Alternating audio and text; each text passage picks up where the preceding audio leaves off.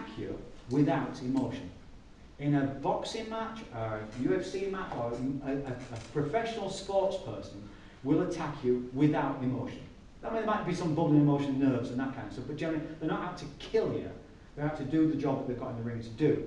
So they're not being emotional and an emotional attack. People who attack you in the street are obviously emotional. Forget the right hand that you were taught over the last 10, 15 years and just go, ah, because you forget everything, you just go animal, which is the danger, because people who are highly emotional tend to live like animals.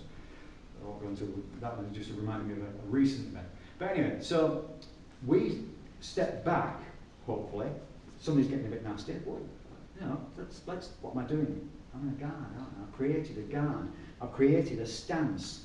Now, why would I step back with my right foot? Because emotionally, the guy's going to hit me with the left. 99 times out of 100, he's going to hit me with the left. Might be a right leg. Sorry, hit me from my left. He's going to hit me with a right. So that's his emotion. Most people are right-handed, so most attacks will be the right hand. I've even read somewhere that even left-handed people tend to hit with the right. I don't know why that would be, but most people are right-handed, 85% around about. So I'm working the odds. So I create here. Now what do I do by stepping to here? I change the centre line. I move it off the first attack. Because the chances are if he throws the first punch, if it can land, it will. You go, get this. But the thing is, as we've learned over time, you move with a punch and you can get back in. I can either escape or I can get into the fight. So that process is the reason we step back. Non-confrontational, open hands, show hands. It looks like it's, you know, show this. That's why generally we teach people the guard, but it's only to get you started. The real fight is the no guard position, like one of the combos that we use in graduations. But we come from this position. Non-confrontational.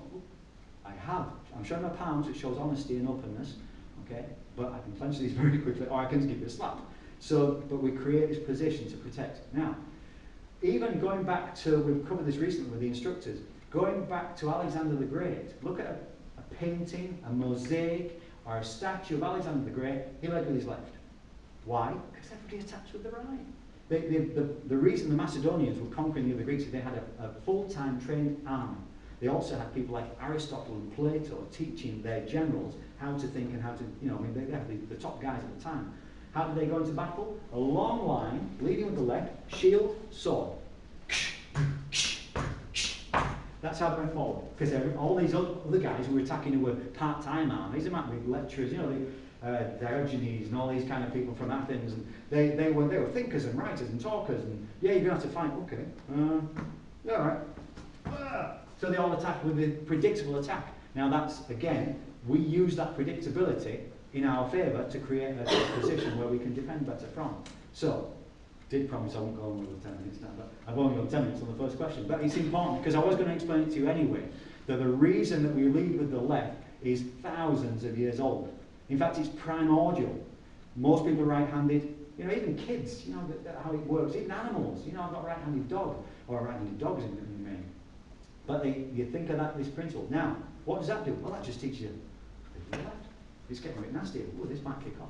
Okay, what am I going to do? Law of guard, attack is the best defence. This is the left is your shield arm. You put it on the shield and follow with the sword or the pike or whatever weapon you have. But the pike would be in the strong arm. This is on the left. Intercept. Intercept. You get the idea? So that, you know, in fact, I was speaking to his son Ben, who, you know, was in the army for a couple of years.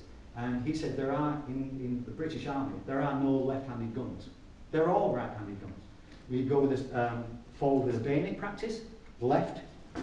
You always intercept, because if he throws a right, that will be quicker than his right. Okay? So this is why we lead with the left. And the reason is, we know they're going to attack with it, and we take this as a shield. And that is the one that would have the sword. Yeah? Makes sense? So it's to put what you're learning into sort of historical perspective. Okay, so